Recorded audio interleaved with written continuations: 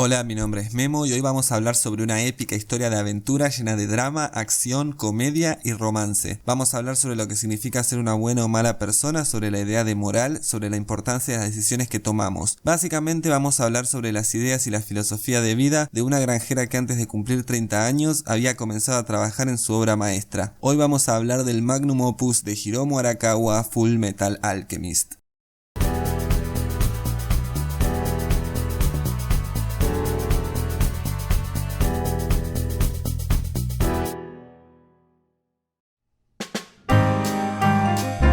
Full Metal Alchemist fue escrito y dibujado por Hiromi Arakawa bajo el seudónimo de Hiromu Arakawa, ya que la idea de una mujer escribiendo manga shonen no era comercial ni críticamente viable. Por cierto, ¿esta es Arakawa o es Romy Park haciendo de Arakawa? Nacida en Hokkaido en 1973, Arakawa creció en una granja productora de lácteos como la cuarta de 5 hermanos, y desde pequeña quiso dedicarse al manga. Durante 7 años, luego de haber terminado el secundario, trabajó en la granja de su familia al mismo tiempo que tomaba clases de pintura al óleo y publicaba 4 comas y doujinshi. En 1999 se mudó a Tokio, donde comenzó su carrera, y publicó Full Metal Alchemist entre 2001 y 2010, el cual vendió 70 millones de copias, ganó múltiples premios, incluido un Shogakukan, se convirtió en un favorito de la crítica y en una pieza fundamental en la historia del medio. En el poco probable caso de que no conozcan esta historia, he aquí un breve resumen libre de spoilers. Edward y Alphonse Elric son 2 hermanos que crecieron en el país de Amestris en compañía de su madre Trilla, y cuyo padre los abandonó cuando ambos eran apenas bebés. A lo largo de su infancia, los hermanos demuestran tener un talento natural para la alquimia, que vamos a discutir en breve, la cual tratan de usar para alegrar a su madre. A medida que pasan los años, Trilla se va debilitando y enfermando en la espera de que su esposo regrese. Finalmente muere y los hermanos deciden llevar adelante un experimento alquímico para traerla de vuelta a la vida, rompiendo así la primera ley de la alquimia. El experimento fracasa, Edward pierde un brazo y una pierna y Alphonse su cuerpo entero, pero a cambio los hermanos consiguen ver la verdad, una entidad pensante que actúa como un dios del mundo, y que si bien los castiga por su pecado, también los recompensa con poderes alquímicos excepcionales. A partir de este incidente, los hermanos se unen al ejército de Amestris,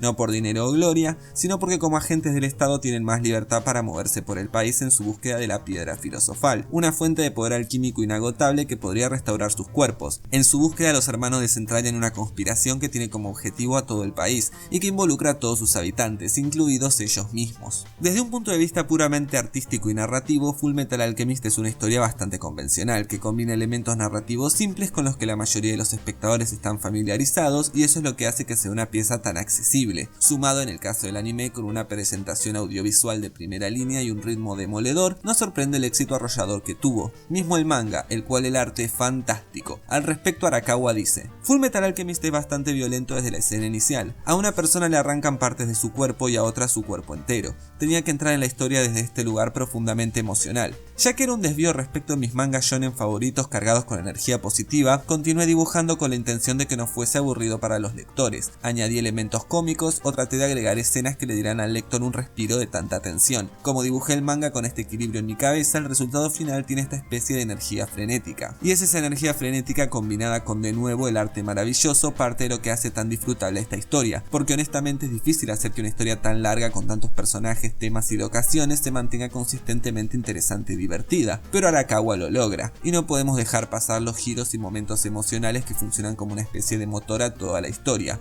Solo hagan memoria del impacto que tienen esas situaciones en la experiencia: la quimera de Shaw Tucker, Maes Hughes en la cabina de teléfono, Selim Bradley. Arakawa es fenomenal cuando se trata de reinyectar energía en la historia sin romper con la consistencia propia de la misma, y esto es algo que le encanta. Solo vean su definición de un buen mangaka: alguien que encuentra el perfecto equilibrio entre cumplir con las expectativas del lector y traicionar dichas expectativas. Toda esta amalgama de elementos es en buena parte lo que hace que Full Metal Alchemist se pare con sus hombros y cabeza por encima de sus compatriotas del género shonen, muchas veces plagados de relleno, ritmo patético, líneas argumentales predecibles y un montón de etcéteras. Pero no es solo la presentación y los brillantes personajes lo que hacen de Full Metal Alchemist una obra maestra, sino por sobre todo el nivel de complejidad, la profundidad y la riqueza temática que encontramos en ella. Y hoy estoy más interesado en explorar justamente el mensaje de Full Metal Alchemist, lo que Arakawa nos quiere decir y lo que podemos interpretar de su visión del mundo a partir de su obra. Esta es una tarea larga, ya que son muchos los focos y temas que toca la historia, así que solo voy a poder hablar de algunos de ellos. Y recuerden, esto es solo una interpretación de la obra, y distintas personas van a ver las cosas bajo una luz distinta.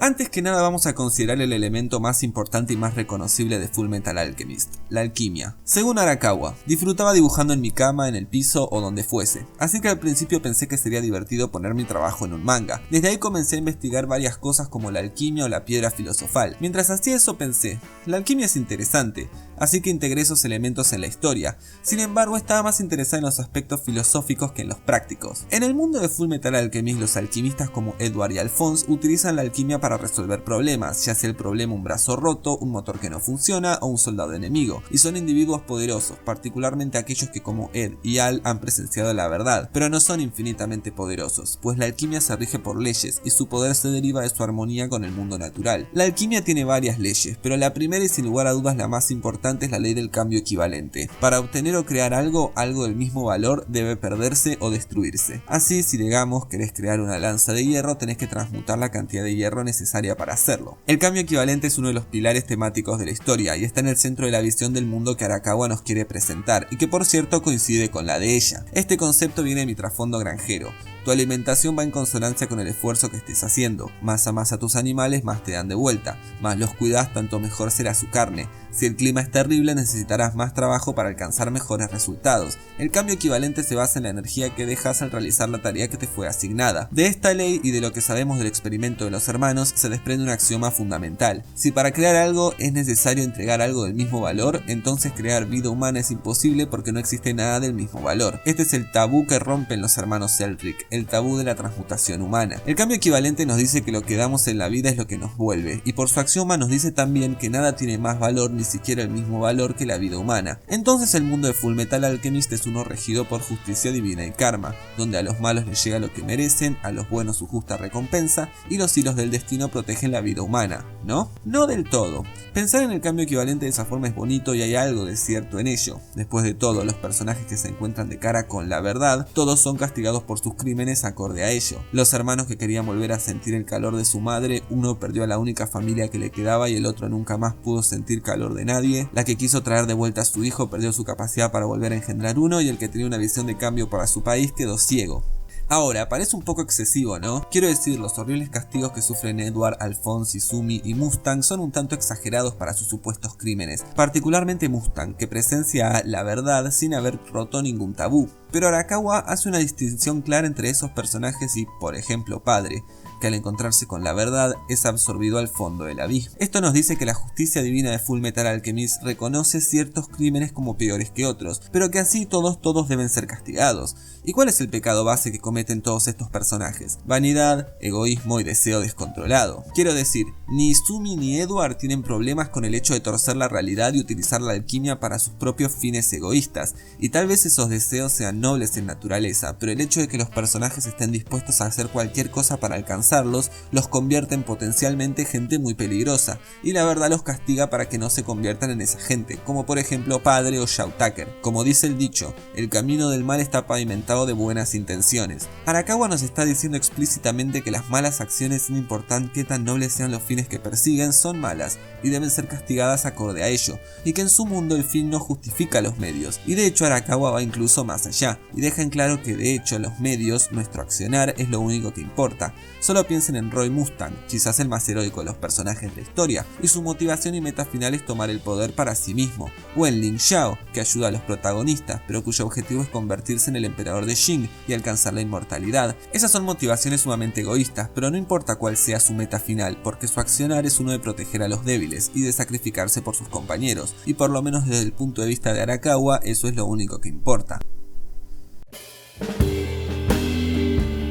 Volviendo a la justicia divina, si consideramos a la verdad como un dios en el mundo de Fullmetal Alchemist que castiga a la gente acorde a sus crímenes y como todas las personas tienen en su interior puertas que llevan a la verdad, entonces no está mal pensar que todo el mundo en algún momento le tocará responder por su accionar en la vida. En ese sentido, la justicia divina sí existe en el mundo de Arakawa y nadie va a quedar impune. Sin embargo, esa justicia divina que surge a partir del cambio equivalente es obvio que solo tiene lugar cuando las personas se encuentran de cara con Dios. ¿Qué pasa en nuestra vida terrenal? Después de todo, Padre Kim Lee o el Führer quizás sean castigados en otra vida, pero sus crímenes pasan mucho tiempo de forma impune. Por eso mismo voy a argumentar que el cambio equivalente no tiene que ver solo con justicia divina, sino que además con el libre albedrío y sus consecuencias. Por eso mismo parte de lo que hace que Fullmetal Alchemist sea una historia tan emocionalmente cargada y dramáticamente envolvente es el hecho de que son las acciones de seres humanos o de homúnculos pero que prácticamente piensan como humanos lo que mueve adelante la trama, como en Ashita no Joe, Berserk o la leyenda de los héroes galácticos. El drama es interno, surge a partir del accionar humano y no a partir de situaciones desafortunadas que caen sobre la cabeza de los personajes. Y esto tiene no solo una importancia narrativa, porque escribir historias de esta forma es más interesante y satisfactorio, sino además temática. Así Arakawa nos presenta dos ideas fundamentales que están conectadas al cambio equivalente, la espiral de la violencia y la libertad de actuar. Primero, la idea filosófica de la espiral de la violencia. Y esto no es algo propio de Fullmetal Alchemist, puede encontrarse en muchas obras de ficción. La espiral de la violencia básicamente argumenta que la violencia es respondida con más violencia, que cuando comenzamos a obrar violentamente entonces seguiremos actuando de la misma forma, y cada vez peor,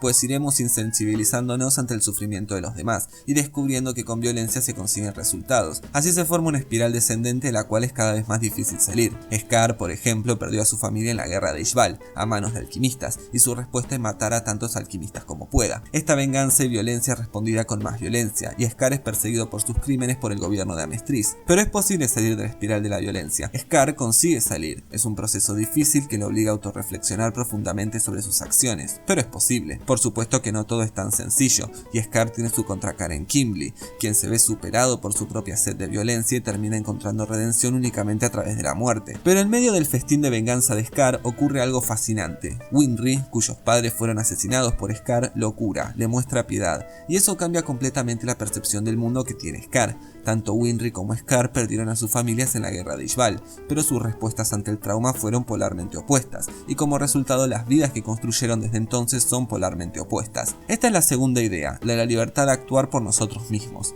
Scar decidió armar su vida en base a la venganza, y Winry decidió hacerlo en base al servicio. Desde el punto de vista de Arakawa, ese es el cambio equivalente en acción. Nuestras vidas están construidas a partir de nuestras decisiones como seres libres, y por más dinero o fama que acumulemos, si lo hacemos con violencia, nuestra vida va a estar fundada en ella, pero si lo hacemos con compasión, nuestra vida va a ser más feliz.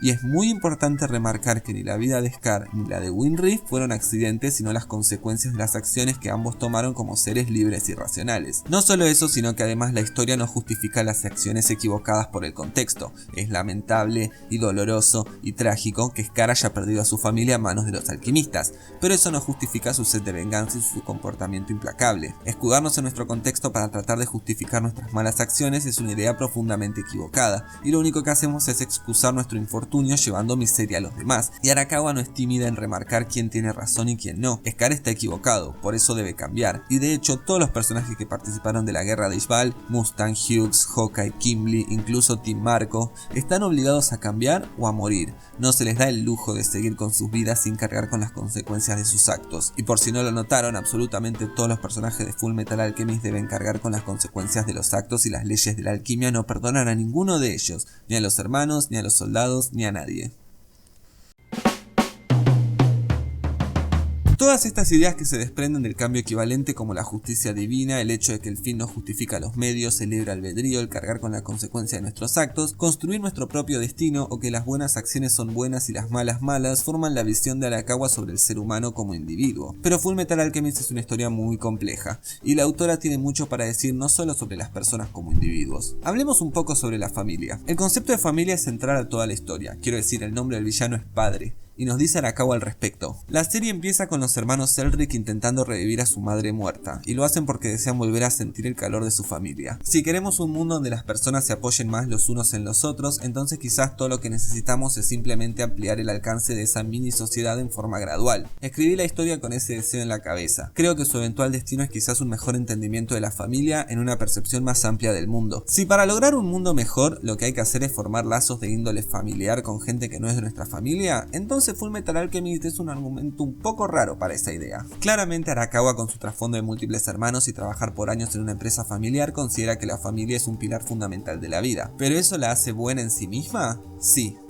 O por lo menos la respuesta de la serie es sí a pesar de. Es muy revelador que la última imagen de la serie muestra a los protagonistas con sus familias formadas de adultos, el punto cumbre de su viaje, su encuentro con la felicidad. Evidentemente la historia quiere destacar esta idea que la familia le ha sentido a la vida. Sin embargo, ¿notaron lo dolorosas y trágicas que son las historias familiares de los personajes? Dejando de lado el obvio ejemplo de los hermanos Elric, Winry perdió a sus padres en la guerra, lo mismo que Scar, el padre de Hawkeye realizaba inhumanos experimentos en su hija, Izumi y su obsesión por tener un hijo acabaron condenando su vida, el Führer tiene que pretender que ama a su supuesto hijo y viceversa, Shaw Tucker convierte a su propia hija en una quimera, realmente la única familia que muestra una vida doméstica feliz son los Hughes y bueno, ya sabemos cómo acabó eso. Parece contradictorio que la historia ponga el foco sobre la idea que en la familia está la felicidad y luego presente una plétora de ejemplos sobre familias disfuncionales al punto de muerte y gente que acaba lastimada por estar demasiado ligada a la familia. Pero me parece que este concepto funciona por dos razones. Primero, el mensaje parece ser: la familia es importantísima a pesar de lo que pase en ella. Hawkeye es un buen ejemplo de ello. En su espalda su padre le tatuó los secretos de la alquimia del fuego, algo que le provocó mucho dolor. Pero gracias a eso Mustang es uno de los mejores alquimistas de la serie y uno de los héroes de la historia. ¿Entonces el padre se equivocó? Más allá de lo que piensen, creo que es una buena forma de ilustrar lo complicadas y retorcidas que pueden ser las relaciones familiares,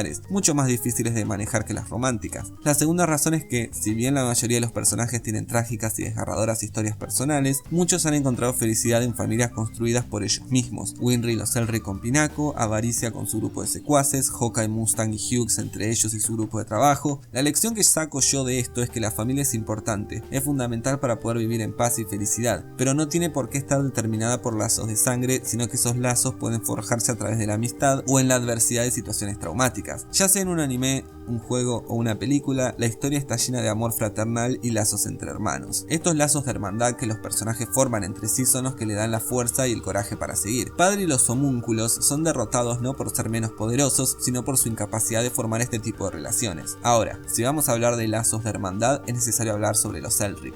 La relación entre los protagonistas es muy sencilla y al mismo tiempo fundamental para entender tanto los temas de la historia como la visión de la vida de la propia Arakawa. Mi parte favorita son los pecados y las cargas que los hermanos tienen que llevar tras cometer el acto prohibido de la transmutación humana. Como se trata de dos personas que son conscientes de esto, sentí que era importante que se cuidaran entre sí. El vínculo entre Edward y Alphonse es increíblemente fuerte, es lo que los lleva hacia adelante y lo que les permite soportar las tortuosas circunstancias de su vida. Y realmente se trata solo de eso, de hacer énfasis en la importancia de construir relaciones fuertes y honestas basadas en el amor, para poder enfrentar cualquier dificultad que nos presente la vida.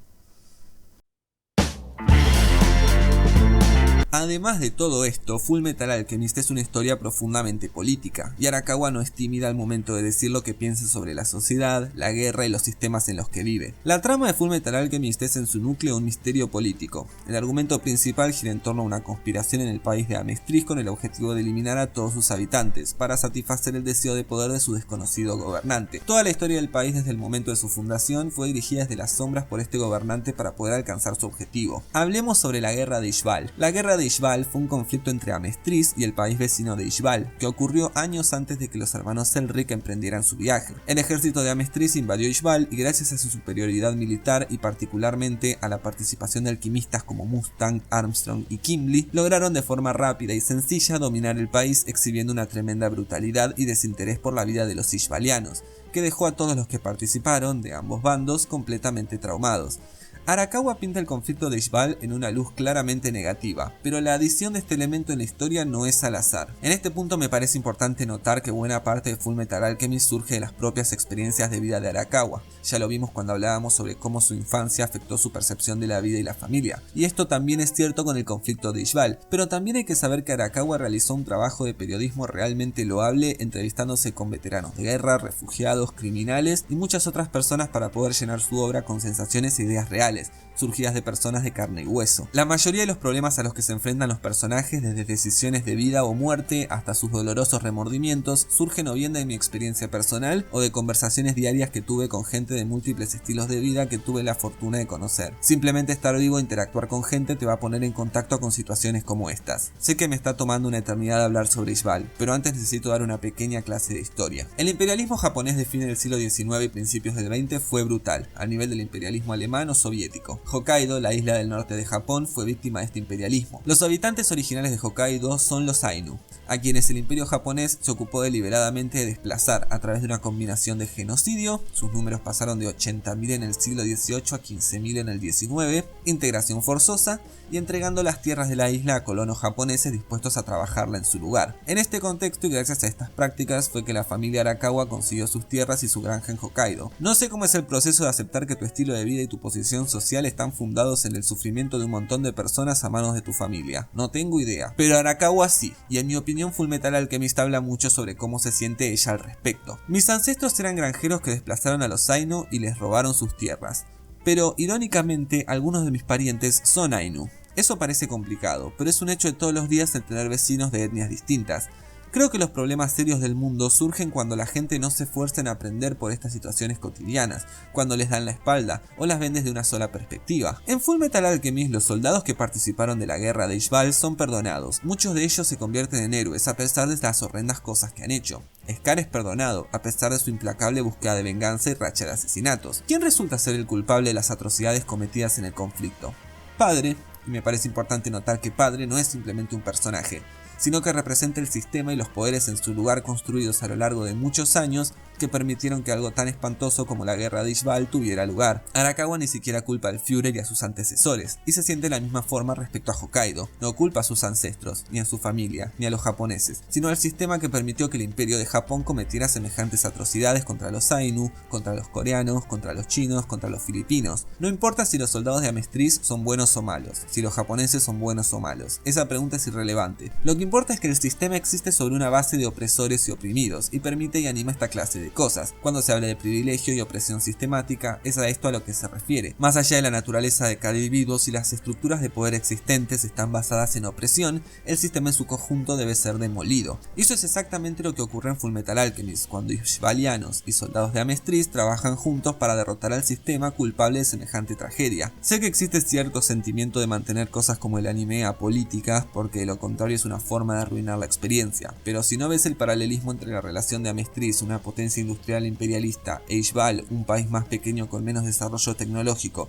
con la de Japón y Hokkaido, entonces estás equivocado. No sé dónde separar a Arakawa en el espectro político, pero estoy seguro por su experiencia de vida y su obra que se opone con vehemencia a cualquier estructura social que permita la existencia de un sistema de privilegios y opresión, y que no le importa si no todas las personas de X grupos son así. Ahí lo tienen, el ejército de Amestriz incluía a Armstrong y a Kimberly. Sin embargo, me parece importante destacar que Arakawa nos dice todo esto desde la posición de privilegio.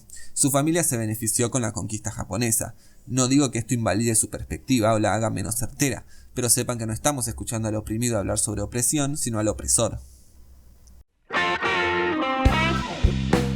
Mucha de la discusión en torno a Fullmetal Alchemist trata sobre la ciencia y la religión, sobre cómo la serie presenta ideas respecto a ambas y los juicios de valor que Arakawa hace sobre ambos conceptos. Después de todo, la alquimia en la serie no es magia, sino ciencia. Hay mucho simbolismo religioso, como dije, la verdad viene a ser una especie de dios del mundo, y nuestro protagonista, Edward Elric, es un científico ateo. Pero no coincido con estas perspectivas. Estaba interesada en mostrar cómo maduraba el héroe, no en promover la alquimia. Para mí la alquimia y el simbolismo religioso no son importantes en sí mismos, son simplemente elementos que Arakawa usa para ilustrar los argumentos que quiere hacer, y está menos interesada en un debate de ciencia versus religión, y más en utilizar dichos conceptos para hablar sobre otros temas como los que vimos hasta ahora. La alquimia podría ser reemplazada por cualquier cosa que le permitiera a Arakawa hablar sobre la individualidad del ser humano, pero es más divertido hacerlo con gente con superpoderes en el medio. Y esta discusión inevitablemente acaba en el científico ateo conocido como el alquimista de acero. Así que hablemos un poco de nuestro protagonista, Edward Elric. La motivación de Ed es encontrar la piedra filosofal,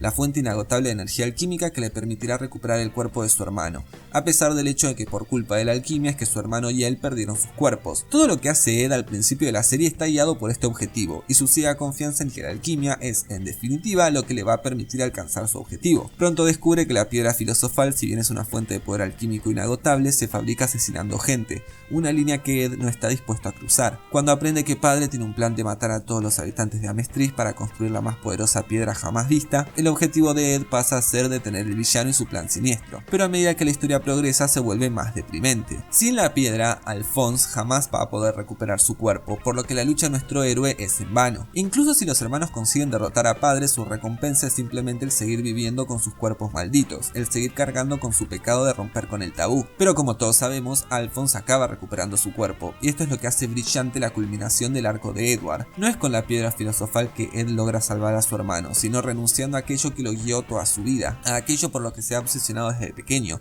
y que ha utilizado tanto para hacer el bien como para sus fines egoístas, la alquimia. El hecho que Edward sacrifique lo que más le importa en su vida para salvar a la persona que más ama y que encuentre felicidad en una vida de familia pero sin sus poderes alquímicos es muy revelador de nuevo sobre el mensaje que nos quiere dejar Arakawa. Desde su punto de vista, obsesionarse con algo, en este caso ese algo siendo la alquimia, no solo no nos va a traer felicidad, sino que además es potencialmente muy peligroso. Quiero decir, es la confianza de Ed en la alquimia, su fe ciega en que la alquimia puede solucionarlo todo, lo que en definitiva provoca que él y Alphonse pierdan sus cuerpos en primer lugar. Y la alquimia es el elemento en Fullmetal Alchemist, pero podemos reemplazarlo por lo que sea en nuestra vida: dinero, fama, éxito profesional. Nada de esto nos va a traer felicidad, solo los lazos con quienes nos aman nos van a hacer felices. Ese es el arco de Edward, y el hecho de que sea el arco de nuestro protagonista nos dice mucho sobre lo que realmente le resulta importante a Arakawa. Bueno, ¿qué fue todo eso? Y por eso me refiero a los 116 capítulos de manga y 64 episodios de anime que atravesamos. Pues esa pregunta va a tener una respuesta diferente para cada uno. Cuando me pongo a analizar mis historias favoritas, en general encuentro un tema central particularmente fuerte alrededor del cual se construye toda la historia: el proceso de adolescencia, una discusión histórico-política, la naturaleza de la justicia. Y estoy convencido que para que tu historia funcione es necesario tener muy en claro cuál es el tema que querés tratar. Algo que hace de Fullmetal Alchemist completamente único es que rompe con esta regla. Podrías argumentar que el tema central trata sobre no confiar ciegamente en nada excepto la gente que te ama. Después de todo, ese es el arco del protagonista. También podrías argumentar que trata sobre destruir estructuras de poder injustas y opresivas, por ahí va la trama principal, o podrías argumentar sobre la hermandad y los vínculos entre las personas. Más allá de lo que cada uno rescate de Fullmetal Alchemist, creo que el genio de Arakawa pasa por el hecho de haber podido plasmar por entero su visión del mundo y su filosofía de vida en una historia divertida, interesante, conmovedora y atrapante, sin perder el foco ni la coherencia a lo largo del camino. Eso es muy raro. Este año es el 10º aniversario desde que terminaron el manga y la adaptación de Brotherhood, y me parece una buena oportunidad para compartir con ustedes qué es lo que encuentro tan interesante y tan rico sobre esta historia. Pero también quería recordarles que detrás de los dibujos y la animación hay gente real que nos está queriendo decir algo a través de su arte, y si vamos a consumir su trabajo, por lo menos tengamos la decencia de prestarles atención. El mensaje no tiene por qué ser siempre bueno, o estar expresado de buena forma, pero deteniéndonos un momento a pensar, podemos enriquecer nuestra experiencia viendo anime y leyendo manga. Arakawa tenía algo para decirnos. Espero que hayan podido rescatar algo de eso. Yo lo hice, y por eso hoy celebro a Fullmetal Alchemist como una obra maestra. Gracias y nos vemos la próxima.